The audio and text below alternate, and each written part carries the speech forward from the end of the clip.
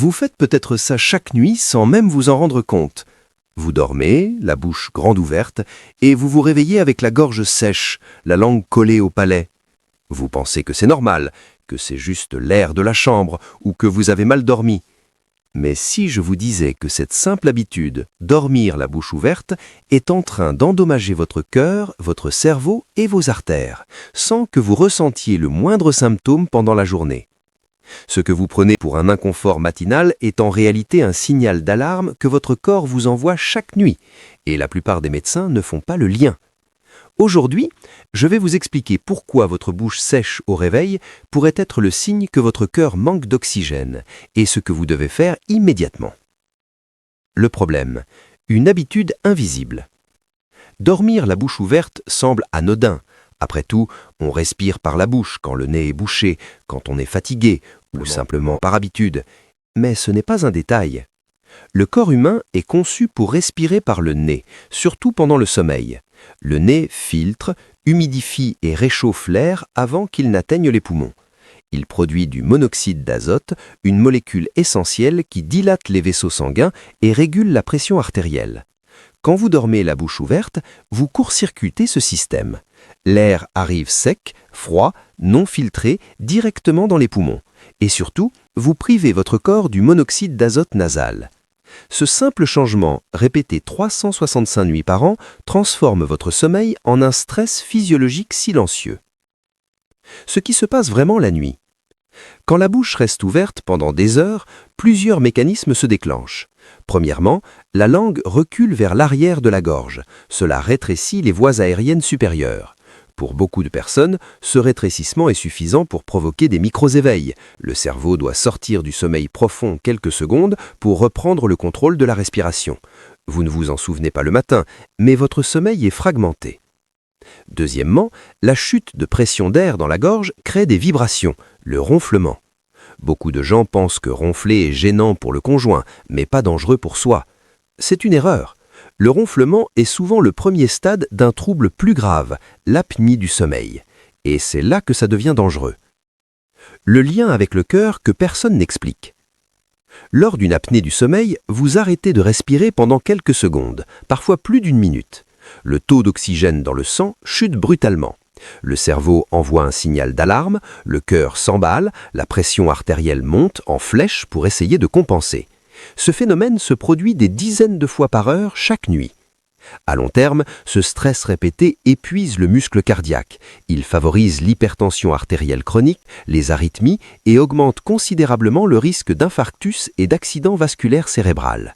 Et tout commence par une bouche qui reste ouverte pendant le sommeil. La bouche sèche au réveil n'est pas qu'un inconfort, c'est le signe que vous avez respiré de l'air non humidifié pendant des heures, mais aussi que votre corps a peut-être lutté pour maintenir son oxygénation. Le signal ignoré, la bouche sèche. Les médecins appellent cela la xérostomie nocturne. Beaucoup de patients en parlent comme d'un détail. Pourtant, dans les études sur les maladies cardiovasculaires, la sécheresse buccale nocturne est un marqueur fréquent de syndrome d'apnée du sommeil.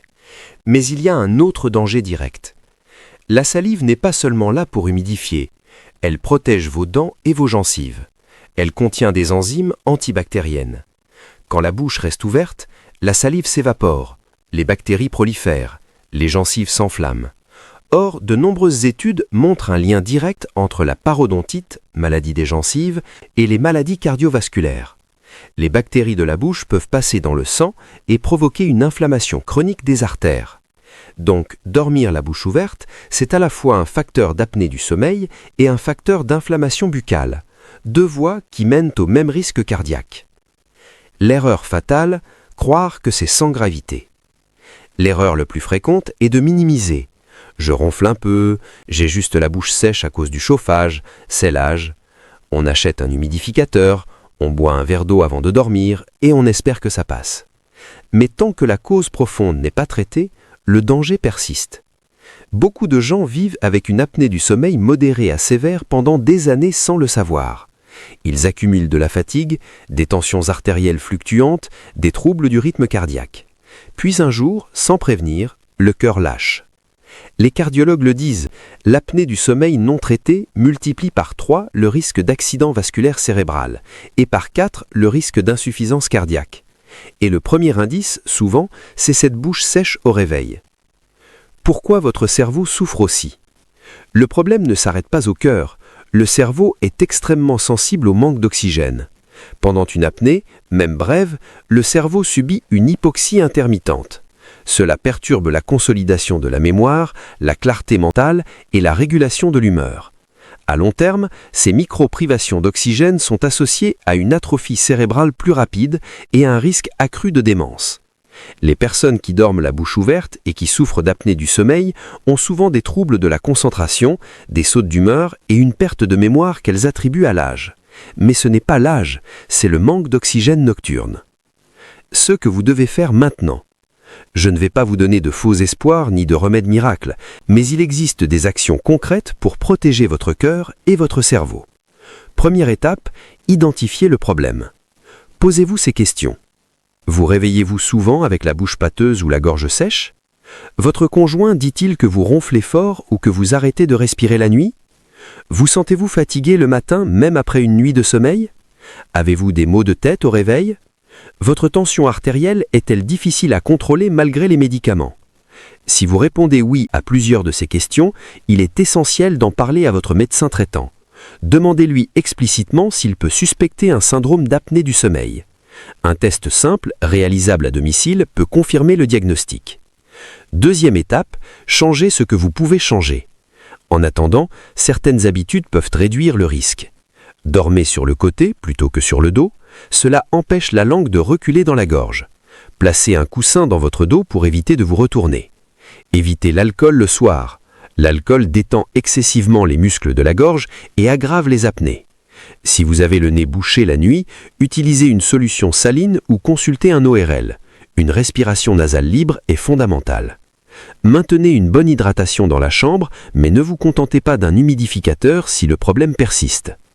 Troisième étape, prenez soin de vos gencives.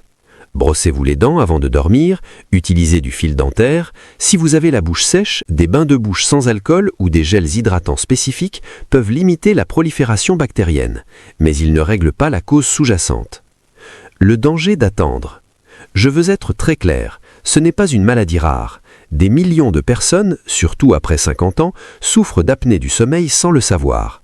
Beaucoup ne consultent que lorsqu'un événement cardiaque survient, et parfois, il est trop tard. Votre corps vous parle chaque matin à travers cette bouche sèche, cette fatigue, ces maux de tête. Ce ne sont pas des signes normaux du vieillissement, ce sont des alarmes. En les ignorant, vous laissez le temps à l'inflammation, à l'hypertension et à l'hypoxie de fragiliser vos organes. Votre cœur travaille trop, votre cerveau manque d'oxygène, vos artères s'enflamment. Tout cela parce que la nuit, sans le savoir, votre respiration emprunte le mauvais chemin. Récap, ce qu'il ne faut pas oublier. Dormir la bouche ouverte n'est pas anodin. C'est un facteur d'apnée du sommeil. L'apnée du sommeil triple le risque d'accident vasculaire cérébral et quadruple le risque d'insuffisance cardiaque. La bouche sèche au réveil est un signal d'alarme que votre corps vous envoie. Les bactéries liées à la sécheresse buccale peuvent aussi enflammer nos artères. Ne restez pas dans le doute, consultez, faites un test du sommeil si nécessaire. Actionnable, ce que vous pouvez faire dès ce soir. Dès ce soir, avant de vous coucher, adoptez une position sur le côté. Évitez l'alcool et les repas trop lourds tard le soir. Si vous vous réveillez avec la bouche sèche demain matin, prenez rendez-vous chez votre médecin traitant. Ne remettez pas cela à plus tard. Votre santé dépend souvent de petits détails que vous ignorez, et parfois, ces petits détails font toute la différence entre vieillir en pleine forme et perdre son autonomie à cause d'un cœur fatigué. Si ce sujet vous a alerté, partagez cette vidéo autour de vous. Une personne sur deux ne sait pas qu'elle souffre d'apnée du sommeil. Vous pourriez sauver quelqu'un en lui faisant découvrir cette information. Abonnez-vous pour ne pas manquer les prochains avertissements que je partage ici, parce que ce que vous ne savez pas encore sur votre corps pourrait bien vous coûter cher.